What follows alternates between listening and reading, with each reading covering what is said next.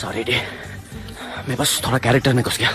Hi guys, Empuraan L2 Lucifer ಹಂಗೆ L2 ಏನು ಅನ್ಬೇಕಿದು take one. Okay, L2 Empuraan and Lucifer 2 Mohanlal, Prithviraj Sukumar, Tovino Thomas, Manju ಇನ್ actor ಫಿಲ್ಮ್ನಲ್ಲಿ ಯಾರು ಎನ್ ಪುರಾನ್ ನೈಟ್ ಇದು ಮೂವಿ ನೋಡ್ಕೊಂಡು ಬಂದಿನ 3 ಗಂಟೆ ಇದು ಸನಿ ಮೂವಿ ಅದ. ಫಸ್ಟ್ ಹೇಳ್ಬೇಕಂದ್ರೆ direction by Prithviraj Sukumar, production value solid ಅದ. ಸಿ ಜಿ ಅಲ್ಲಿ ಸೌಂಡ್ ಡಿಸೈನಿಂಗ್ ಅಲ್ಲಿ 15 ನಿಮಿಷದಾಗ ಲೊಕೇಶನ್ ಎಲ್ಲ ಚೇಂಜ್ ಆಯ್ತು ನೋಡಿ, ಸರಿಯಾಗದ. ಇಷ್ಟು ರೊಕ್ಕ ಹಾಕಿದ ಮೇಲೂ ಸಾಲಿಡ್ ಮೇಕಿಂಗ್ ನಮಗೆ ಅನ್ಸದ.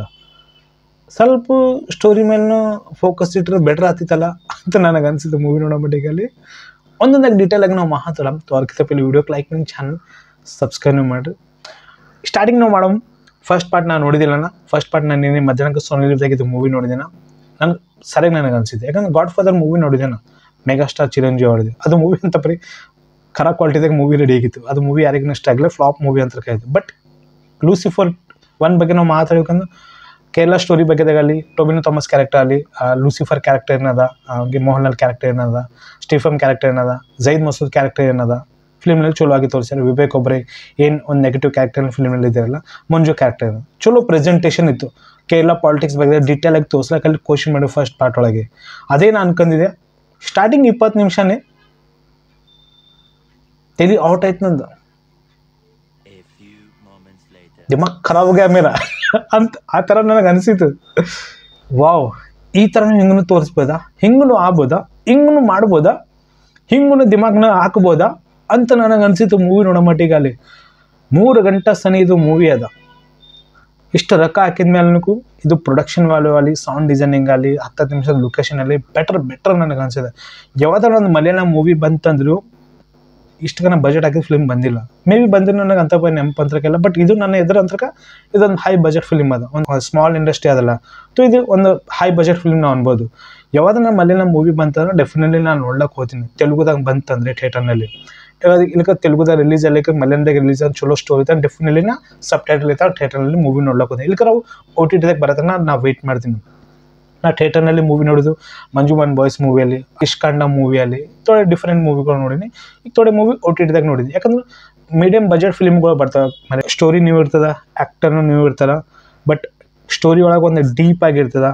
ಆ್ಯಕ್ಟರ್ ನ್ಯೂ ಇದ್ಮೇಲೂ ಅವ್ರ ಪರ್ಫಾರ್ಮೆನ್ಸ್ ಆ ಫಿಲ್ಮಿಗೆ ಒಂದು ಸ್ಟ್ರೆಂತಾಗಿ ಒಂದು ನೆಕ್ಸ್ಟ್ ಸ್ಟೆಪ್ ಇರ್ತದೆ ಫಿಲ್ಮ್ನಲ್ಲಿ. ಅದೇ ನನಗೆ ಇಷ್ಟ ಆಗ್ತದೆ ಕೇರಳ ಮೂವೀಸ್ಗಳೊಳಗೆ. ಬಟ್ ಮೋಹನ್ಲಾಲ್ ಸರ್ ಈ ಮೂವಿ ಒಳಗೆ ಈ ಸ್ಟೋರಿ ನಿಮಗೆ ಏನು ಅರ್ಥ ಆಯ್ತು ರೀ?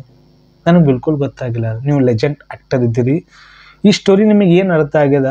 ಹಾಗೆ ಪೃಥ್ವಿರಾಜ್ ಸುಕುಮಾರ್ ಇವ್ರಿಗೆ ಸ್ಟೋರಿ ಹೆಂಗೆ ಹೇಳಿರ್ಬೇಕು ಸರ್? ನಿಮ್ಮದು ಎಂಟ್ರಿ ಹಿಂಗದ. ನೀವು ಫಸ್ಟ್ ಇವಾಗ ನಾವು ಕ್ಯಾಮ್ಯೋ ಕೊಡೋಣ. ಫಸ್ಟ್ ನಾನು ಹೇಳ್ತೀನಿ, ಫಸ್ಟ್ ನಾವು ಕ್ಯಾಮ್ಯೋ ಕೊಡೋಣ.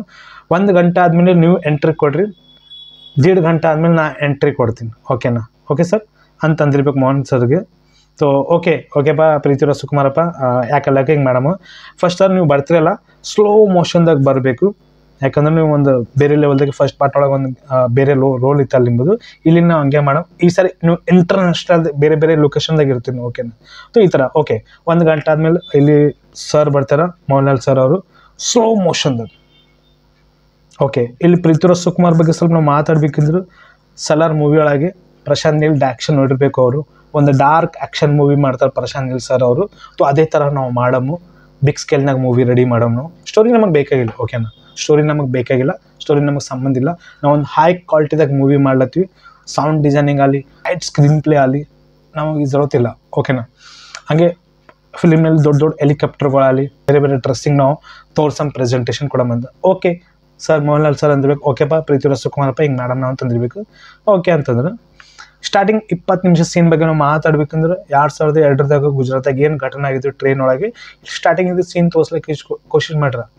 ರೀಸೆಂಟ್ಲಿ ಸಾಬರಮತಿ ರಿಪೋರ್ಟ್ ಏನೋ ಮೂವಿ ಬಂದಿತ್ತಲ್ಲ, ಅದ್ರ ನಂತರ ನಾವು ಮೂವಿ ನೋಡಿಲ್ಲ. OTTದಾಗ ಬಂದರೆ ಅದನ್ನು ನಾನು ಇನ್ನೂ ನೋಡಿಲ್ಲ, ಯಾಕಂದ್ರೆ ಟೈಮ್ ಸಿಕ್ಕಲಿಲ್ಲ ನನಗೆ. ಅದೇ ಸೀನ್ ಇಲ್ಲಿ ತೋರಿಸ್ಯಾರ. ಅಂದರೆ ಇಲ್ಲಿ ಒಂದು ಆ್ಯನಿಮೇಷನ್ ಪ್ರಕಾರ ತೋರಿಸ್ಯಾರ. ಓಕೆನಾ? ಆ ಟ್ರೈನ್ ಸಡನ್ಲಿ ಸುಟ್ಟೋಗ್ತದ, ಸಾಧುಗಳೆಲ್ಲ ಸುಮ್ಮನೆ ಕುಂತಾರ, ಹಿಂದೂ ಮಂದಿ ಟ್ರೈನ್ ಒಳಗಾರ. ಟ್ರೈನ್ ಸುಟ್ಟೋದ್ಮೇಲೂ ಬೆಂಕಿ ಎತ್ತಿದ ಮೇಲೂ ಒಬ್ಬರನ್ನ ಎದ್ದಿಗೆ ಸೋಗಲಾಗ್ಯಾರ. ಆ ಥರ ವಿಜುವಲ್ಸ್ ಹಂಗೆ ತೋರಿಸ್ಯಾರಲ್ಲಿ. ಈಗ ಎಕ್ಸಾಂಪಲ್ ಹೇಳ್ಬೇಕಂದ್ರೆ ಅವೆಂಜರ್ ಮೂವಿ ಬಂದಿತ್ತಲ್ಲ, ಥೈನೋಸ್ ಒಂದು ಚುಟ್ಕಿ ಒಳಗೆ ಎಲ್ಲೋಸು ಎಗ್ರೋತವ್ ನೋಡ್ರಿ, ಗಾಯಪ್ ಆತವ್ ನೋಡ್ರಿ, ಪ್ರಪಂಚ ಕಥಮ್ ಆತವ್ ನೋಡ್ರಿ. ಆ ಥರ ಇಲ್ಲಿ ತೋರಿಸ್ಯಾರ. ಉರಿ ಎತ್ತಿರ್ನು ಸಾಧುಗಳು ಸುಮ್ಮನೆ ಕುಂತಾರ, ಅವ್ರ ಮುಖ ಮೇಲೆ ದುಃಖ ಎಲ್ಲ ಏನಿಲ್ಲ. ಅವ್ರು ಅಳಾಗ್ಯಾರ ಸುಟ್ಟ ಮೇಲೆ ಆ ಥರ ಇಲ್ಲಿ ಪ್ರೆಸೆಂಟೇಷನ್ ಕೊಟ್ಟರು. ಈಗ ಫಸ್ಟ್ ಪಾರ್ಟ್ ಒಳಗೆ ಝೈದ್ ಮಸೂದ್ ಕ್ಯಾರೆಕ್ಟರ್ ಏನದಂಗೆ ಪೃಥ್ವಿರಾಜ್ ಸುಕುಮಾರ್ ಕ್ಯಾರೆಕ್ಟರ್ ಫಸ್ಟ್ ಪಾರ್ಟ್ನಾಗ, ಅವ್ರು ಸೆಕೆಂಡ್ ಪಾರ್ಟ್ ಒಳಗೆ ಅವ್ನ ಸ್ಟೋರಿನೇ ಅದು.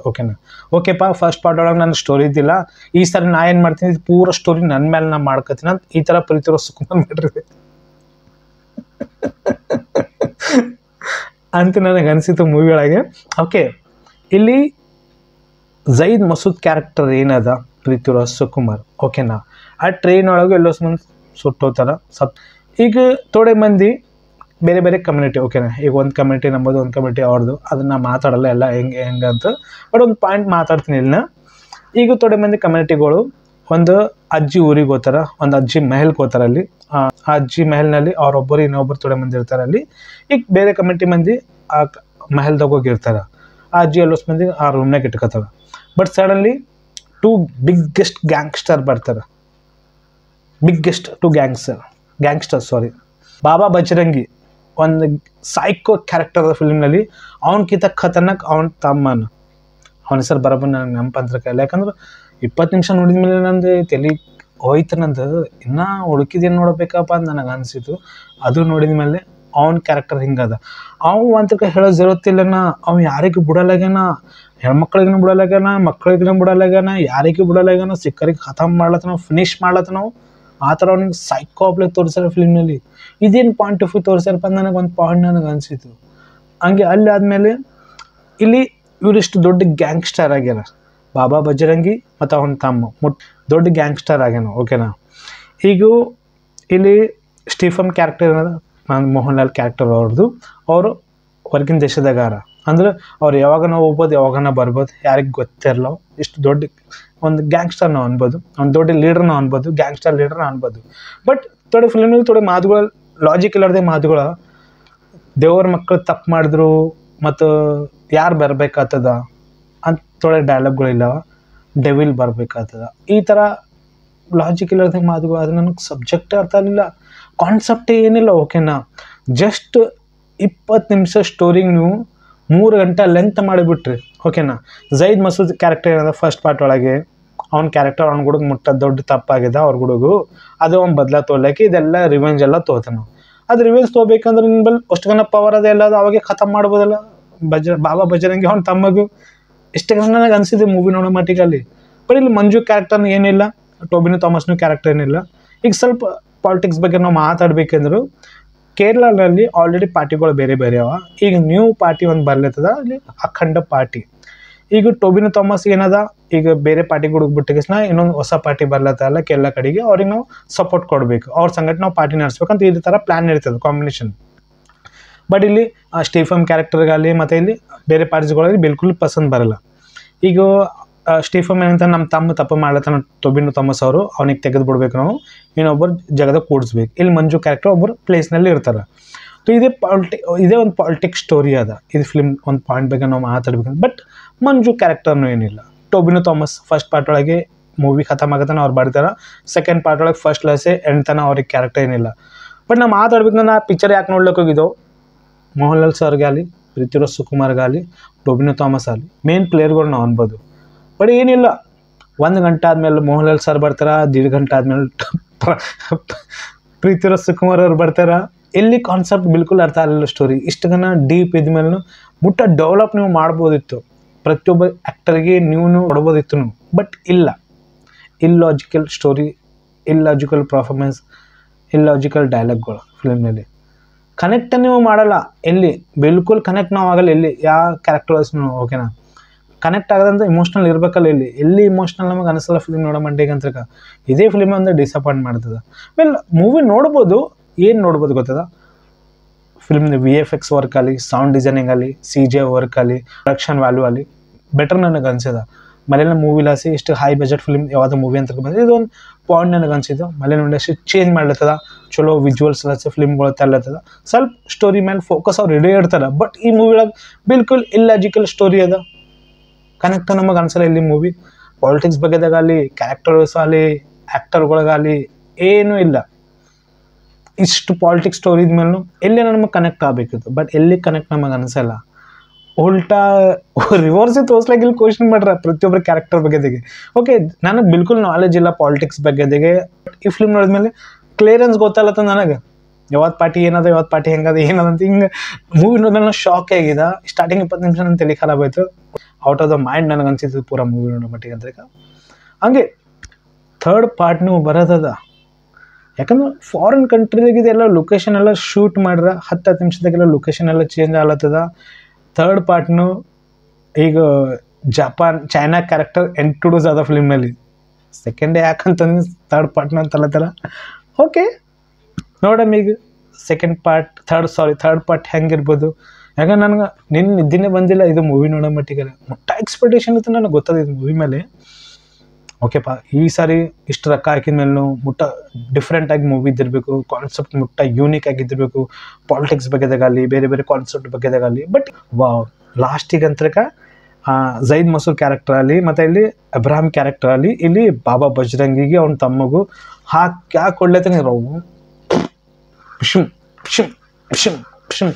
ಹಂಗೆ ಮೋಹನ್ಲಾಲ್ ಸರ್ ಯಾವಾಗಲೇ ಎಂಟ್ರಿ ಇರುತ್ತೆ ನೋಡಿ, slow motion. Prithviraj Sukumar same expression. First part ಒಳಗೆ ಹೆಂಗಿತ್ತಿಲ್ಲ, ಚಿಂಕ್ ಬಾಗಡಮ್. ಸೆಕೆಂಡ್ ಪಾರ್ಟ್ನ ಹಂಗೆ ಕ್ಯಾರೆಕ್ಟರ್ ಅದ, ಏನೂ ಚೇಂಜಸ್ ಇಲ್ಲ ಅವರೊಳಗೆ. ಇಲ್ಲಿ ಡ್ಯಾಕ್ಷನ್ ಸರ್ ಪೃಥ್ವಿರಾಜ್ ಸುಕುಮಾರ್ ಅವರು ಏನು ಡ್ಯಾಕ್ಷನ್ ಮಾಡ್ರಿ ನನಗಂತ ಬಿಲ್ಕುಲ್ ಗೊತ್ತಾಗಲಿಲ್ಲ. ರೊಕ್ಕ ಹಾಕಿದ್ಮೇಲೆ ಚಲೋ ಮೇಕಿಂಗ್ ನನಗೆ ಅನ್ಸದ, ಇಲ್ಲಿ ಡಿಸಪಾಯಿಂಟ್ ಮಾಡಿಲ್ಲ. ಬಟ್ ಸ್ಟೋರಿ ಎಲ್ಲಿ ಡೆವಲಪ್ ನನಗೆ ಅನಿಸಲಿಲ್ಲ. ಇದೊಂದು ಪಾಯಿಂಟ್ ನನಗೆ ಅನಿಸಿದ್ದು ಮೂವಿ ನೋಡೋ ಮಟ್ಟಿಗೆ. ವೆಲ್, ಥೋಡೆ ಮಂದಿಗೆ ಇಷ್ಟ ಆಗ್ತದ, ಥೋಡೆ ಮಂದಿಗೆ ಇಷ್ಟ ಆಗಲ್ಲ. ಇಷ್ಟು ಬಜೆಟ್ ಇದ್ಮೇಲೆ ಫಿಲ್ಮ್ ರಿಕ್ವೈರ್ ಮಾಡ್ಕೊತದ, ಏನು ಮಾಡ್ಕೊಲ್ಲ. ಇನ್ನೊಂದು 2-3 ಡೇಸ್ ನಮಗೆ ಗೊತ್ತದ ಮಂಡೇ ತನಕ ಫಿಲ್ಮ್ ಎಷ್ಟು ಕಲೆಕ್ಷನ್ ಮಾಡ್ಬೋದು. ನಮ್ಮ ಕಡೆಗೆ ಅಂತಕ ನಿನ್ನೆ ನೈಟ್ ಮೂವಿ ನೋಡೋ ಮಟ್ಟಿಗೆ ಅಂತ ಅಂಥಪರಿ ಪಬ್ಲಿಕ್ ಅಂತರಕ್ಕೆ ಇದ್ದಿಲ್ಲ. ಯಾಕಂದ್ರೆ ಫಸ್ಟ್ ಡೇನೇ ಅಡ್ವಾನ್ಸ್ ಬುಕಿಂಗ್ ಬಗ್ಗೆ ನಾನು ಹೇಳಿದ್ದೇನೆ. ಅಂಥಪರಿ ನಮ್ಮ ಕಡೆಗೆ ಅಂತ ಬುಕಿಂಗ್ ಆಗಿಲ್ಲ, ಹಿಂದೆಗೂ ಅಂಥಪರಿ ಬುಕಿಂಗ್ ಆಗಿಲ್ಲ.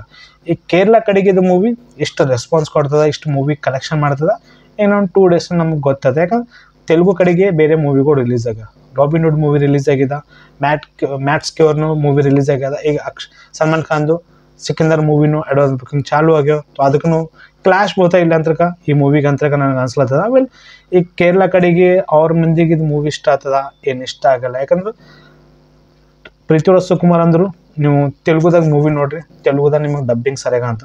ತೆಲುಗು ಡಬ್ಬಿಂಗ್ ಸಾಲಿಡ್ ಅದು, ಓಕೆನಾ. ಮೋಹನ್ಲಾಲ್ ಸರ್ ವಾಯ್ಸ್ ಅಲ್ಲಿ ಪ್ರತಿಯೊಬ್ಬರ ಕ್ಯಾರೆಕ್ಟರ್ ವಾಯ್ಸ್ ನನಗೆ ಬೆಟರ್ ನನಗೆ ಅನ್ಸದ.